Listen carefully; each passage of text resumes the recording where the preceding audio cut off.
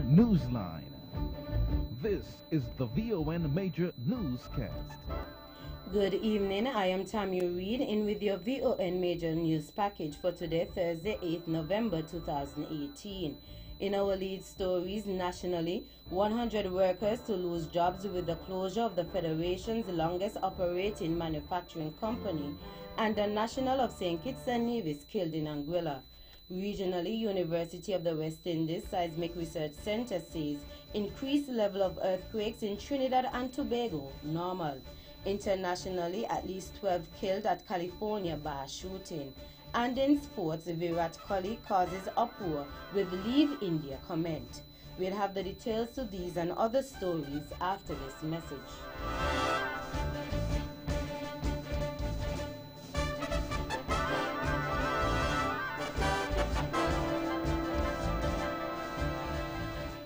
Another look. Different from how you've seen it before. Another look. Takes an in-depth look into business, politics, science, technology, religion, and more. Another look. Featuring documentaries from the BBC, regional features, and local ones too. Another look. Every Monday at 3 p.m. on the Eastern Caribbean's powerhouse, VON.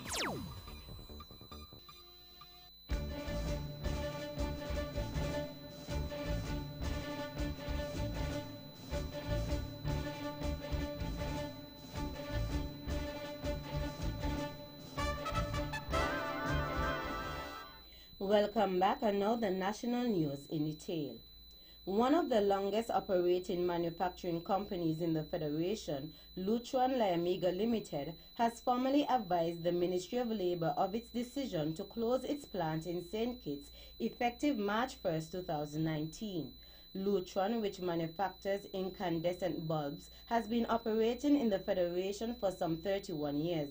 Minister of Labour Honorable Vance Amory, in a statement on the matter, said in correspondence sent to the Department of Labour dated 31st October 2018, Lutron outlined that its decision was due to U.S. government regulatory changes made in 2007 leading to a decrease in the demand for its products.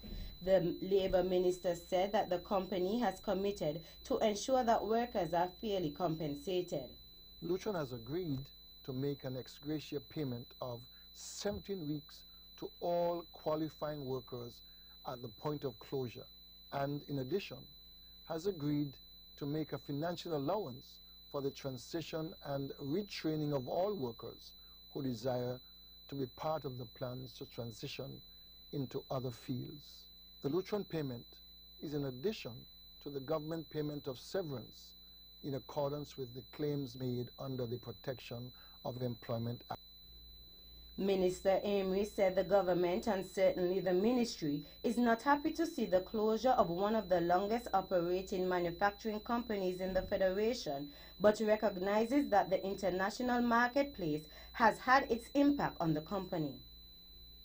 The government and the Ministry of Labour can only advise that Lutron has been a good corporate citizen, and now that circumstances have dictated this course of action, that the employees who will receive their payout package will manage their ex gratia payment and severance entitlement well and take advantage of this training and opportunity to engage in new employment through the assistance of the Department of Labour. Minister of Labour, Honorable Vance Amory. A national of St. Kitts and Nevis has become the third murder victim for the year in Anguilla.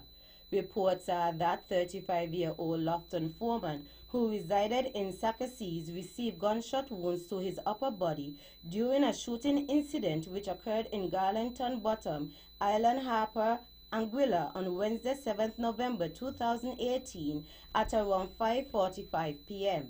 He was transported to the Princess Alexandra Hospital for medical attention, where he was later pronounced dead. The Royal Anguilla Police Force is investigating the incident. As part of their investigation, they have released a wanted bulletin for two men, 31-year-old Salmin Richardson of the Corps East End and 23-year-old Shaquille Gomes of Garland Bottom, Island Harper, who are persons of interest in this ongoing investigation. The Ministry of International Trade, in collaboration with the Executive Secretariat for Integral Development (SEDI) of the Organization of American States (OAS, through the Department of Economic Development (DED), has initiated Phase 2 of the project, Establishment of Small Business Development Centers (SBDCs). The ministry, through its Business Support Unit, the National Entrepreneurial Development Division (NEDD), along with a number of relevant stakeholders, have successfully completed the required training in order to adapt to the United States developed SBDC model. The necessary MOUs have been signed and the ministry is now moving to the implementation of the project. In this regard, the ministry is collaborating with the Department of Youth to stage the official launch of the Small Business Development Center (SBDC) St. Kitts on November 16th. The official launch of the SBDC also coincides with a week-long celebration of entrepreneurs and their activities, which is internationally known as Global Entrepreneurship Week. The general public is therefore invited to witness the official launch of SBDC St. Kitts, which will be followed by the Entrepreneurs Trade Fair. The VON Newsline have learned that 4 individuals were picked up at the Sea Bridge in a vehicle, and another vehicle was also picked up by police in connection with a shooting incident this morning, November 8th. One of the 4 is reported to be hospitalized with what appears to be a gunshot wound. Reports reaching this media house reveal that an armed robbery occurred at 1:45 a.m. in Jones Estate, Nevis. According to the reports, 2 armed masked assailants broke and entered the house of the owner of Owali Beach Resort, Mr. John Yearwood. It was while in bed with his wife, the couple heard a noise and saw light from a flashlight in their bedroom. The couple jumped out of bed, screamed, and Mr. Yearwood shot one of the perpetrators with his licensed firearm. Consequently, he was shot in the left thigh by one of the perpetrators, and the bandits escaped with his motor pickup license PA 5249 as well as a sum of cash. Mr. Yearwood was also relieved of his firearm during the incident, but fortunately the pickup was later recovered in the Mount Nevis area. He was transported to the Alexandra Hospital and is understood to be in a stable condition. Meantime, reports say a non-fatal shooting incident occurred in St. Peter's, St. Kitts this morning, November 8th. The reports say 32-year-old Ian Pemberton was shot multiple times about the body. A release from the police states that shooting incident occurred in Lower Monkey Hill, and authorities have ruled the matter as an attempted murder. After receiving the information regarding the incident at about 12:40 a.m., officers visited the scene as well as the JNF hospital and met Pemberton, who had multiple gunshot wounds about the body. According to preliminary investigations, Pemberton was inside a building on the premises where his car wash business was located, and when an unknown armed assailant approached the building and fired a number of gunshots at him. He is said to be in a stable condition at the surgical ward in the JNF hospital. Investigations into the matter are ongoing. Finally, major airlines such as Air Canada, American, Delta, and United have expanded their service to St. Kitts from key international gateways like Miami, New York City, Newark, New Jersey, and Toronto. Minister of Tourism, the Honorable Lindsey Grant, while expressing pleasure with the arrival figures for 2018, said airlift arrivals into St. Kitts continue to trend upwards when compared to comparable statistics from the previous year. Minister Grant also said it is a sign of the tourism sector expanding. Air Canada will serve the Federation for a full 6 months for the first time in our history. The non-stop Saturday flights from Toronto will operate during the period November 3, 2018 to April 27, 2019. Air Canada flights to the Federation operated from late December through early April in previous years. The expanded service brings an additional 6 weeks of non-stop airlift out of Toronto. Additionally, there will be a non-stop service out of the upper Midwestern region of the United States when Sun Country Airlines out of Minneapolis, Minnesota, starts Saturday service into St. Kitts and Nevis beginning December 22, 2018 and running up to April 20, 2019. That's our national news segment. You can visit our website at www.vonradio.com, or you can check us out on our social media page on Facebook at Von Radio and our Von Radio YouTube channel. News from across the region is next.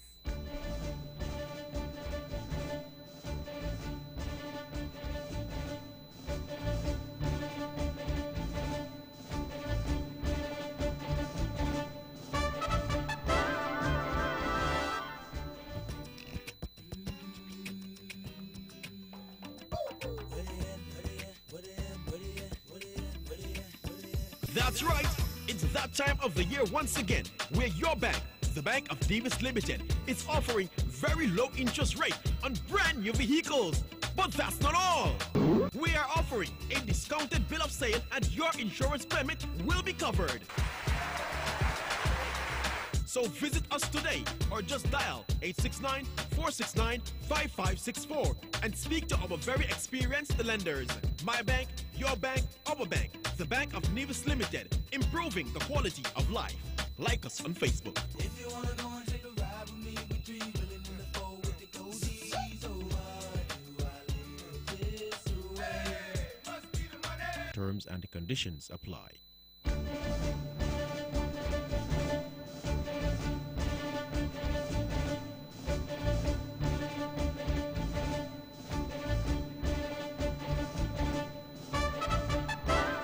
Welcome back, and now the regional news in detail. The University of the West Indies UWI Seismic Research Center SRC on Thursday sought to assure that the recent increased level of felt earthquakes in Trinidad and Tobago is not unusual. However, it urged citizens to remain on alert because a destructive tremor could happen at any time. On August 21st, a 6.9 magnitude earthquake occurred off the coast of eastern Venezuela, about 130 kilometers west of Trinidad's capital, Port of Spain, at a depth of 127 kilometers.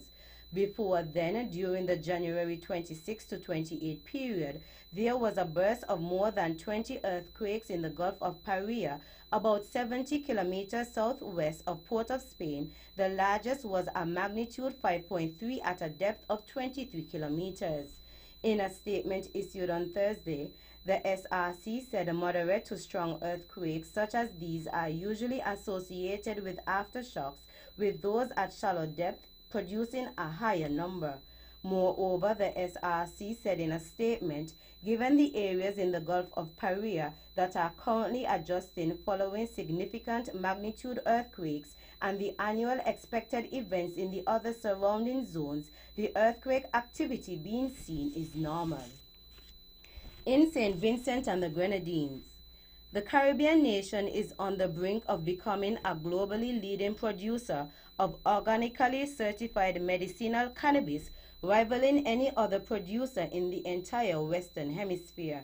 The expected passing of legislation later this month, ensuring tightly regulated guidelines, positions the nation as a powerful Caribbean hub for global medicinal cannabis innovation. Minister of Agriculture, the Honorable Sabato Caesar, said the industry had the potential to positively transform rural livelihoods and communities while changing the lives of patients who suffer from medical conditions that are unresponsive to other treatments. Media reports quoted him as saying, "The production of cannabis for medicinal purposes provides an excellent opportunity for small island states to further diversify possibilities for farmers to secure sustainable livelihoods."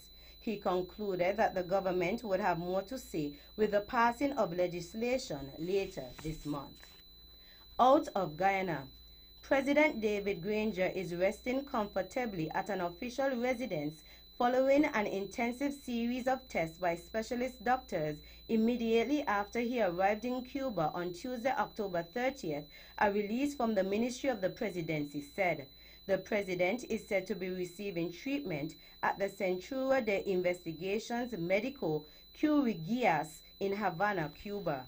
Clinical examinations are still incomplete, and the statement said that it is expected that the Guyana Embassy in Havana will issue a statement when enough evidence is available.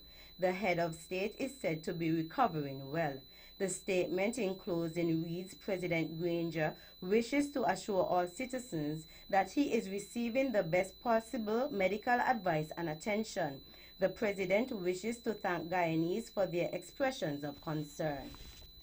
Finally, I am disappointed, but I am in total acceptance of the results.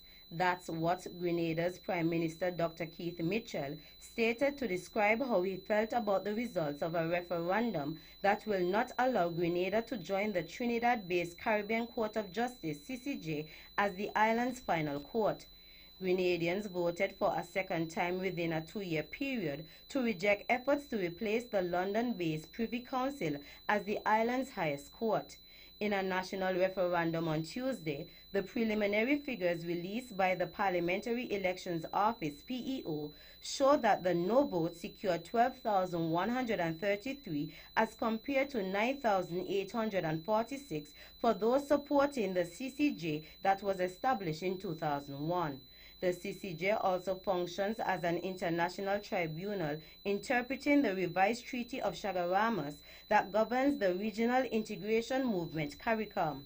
After casting his ballot, an optimistic Mitchell had said he was confident of receiving the necessary 2/3 majority of the votes cast in getting Grenada to join Barbados, Belize, Dominica, and Guyana as the Caribbean community countries that are full members of the CCJ. That's it for our regional stories. Stay with us for news around the world.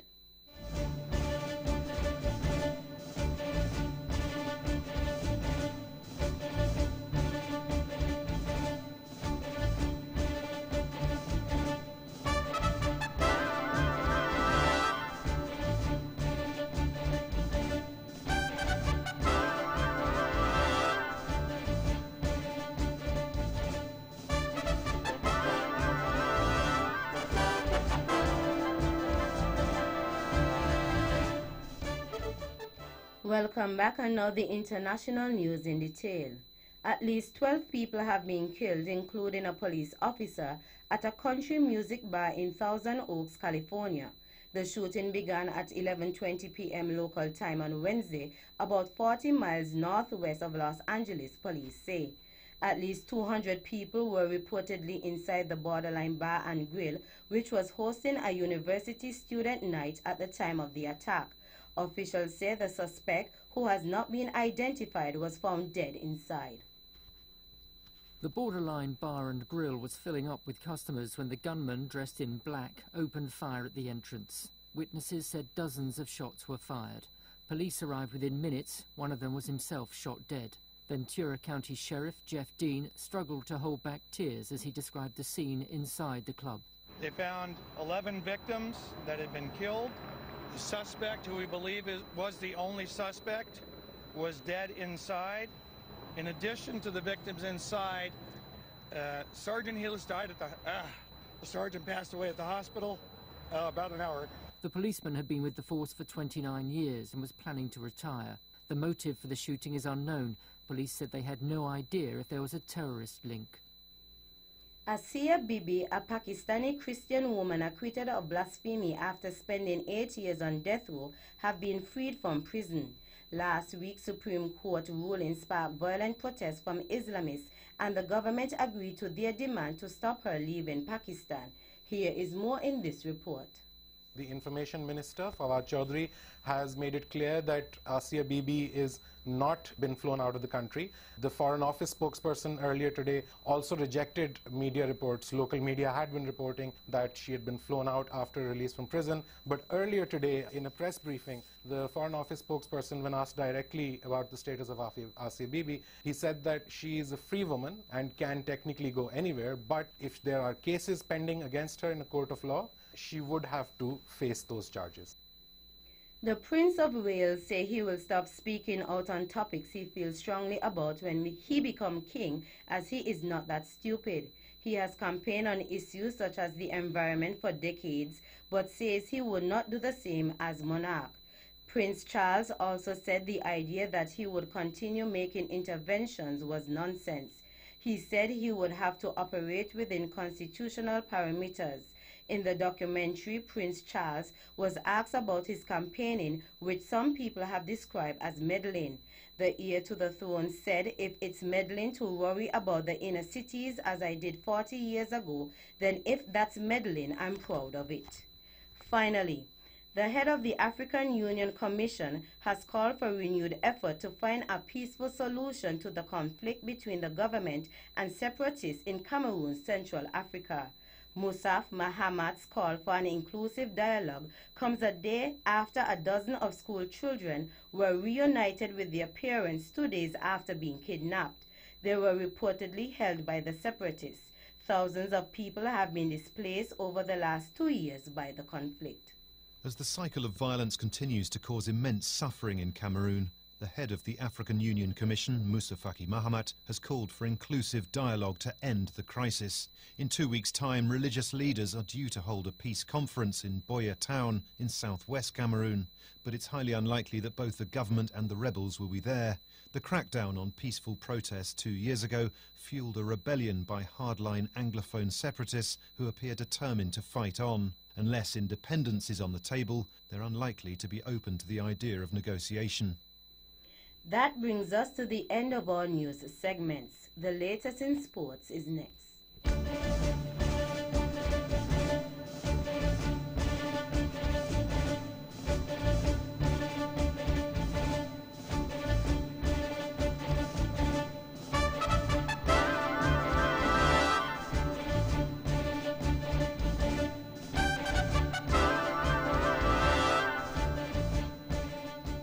Get more than just VAT. TDC Automotive is giving you more. Pay no VAT on the first $50,000 on any vehicle. No deposit, no interest for the first 3 months. That's no VAT. No deposit, no interest. We give you more, so you save more. Receive up to $3,000 in cashback credit. Save up to 60% off your insurance premium. Get your personalized TDC token for 2 years of instant savings. Plus, save thousands in free extras. Get more than just VAT from TDC Automotive. We're #1 for a reason.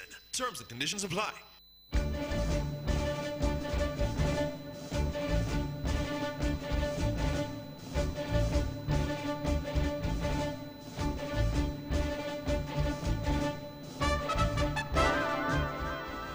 Welcome back, and now the sports in detail. In cricket, India's cricket captain Virat Kohli is embroiled in controversy after lashing out at a cricket fan who said he preferred English and Australian batsmen to Indian players. Kohli told him in a video recording, "I don't think you should live in India, go and live somewhere else." He was responding to messages during the launch of his mobile app on Monday. The 30-year-old cricketer has been hailed as one of the greatest batsmen in the world and is often touted as India's cricket megastar since national legend Sachin Tendulkar retired in 2013. In the video, Kohli is seen reading out a message from a cricket fan who described him as an overrated batsman. He also said he enjoyed watching batsmen from English and Australian teams rather than the current Indian team.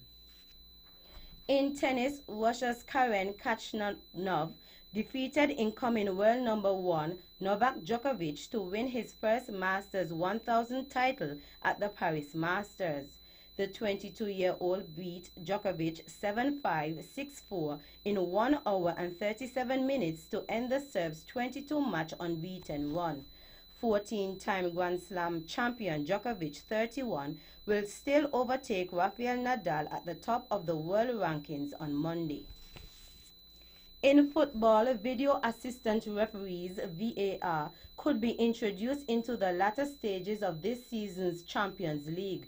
European football governing body UEFA announced in September that VAR will be phased in from 2019. However, UEFA has been discussing fast-tracking VAR for a number of weeks. Fears of high-profile game-changing mistakes in the biggest games, coupled with the perception that VAR was a success at the World Cup, have prompted leading officials into a rethink. A penalty given to Manchester City against Shakhtar Donetsk on Wednesday after Raheem Sterling appeared to trip himself up is just the latest incident to attract criticism after a spot kick was incorrectly awarded. Training and workshops for referees are continuing throughout Europe, but it is thought there is a growing confidence within UEFA that a sufficient number of officials are now up to speed enough to introduce VAR for this season's later stages. That's it for the sports segment. The general weather forecast is next.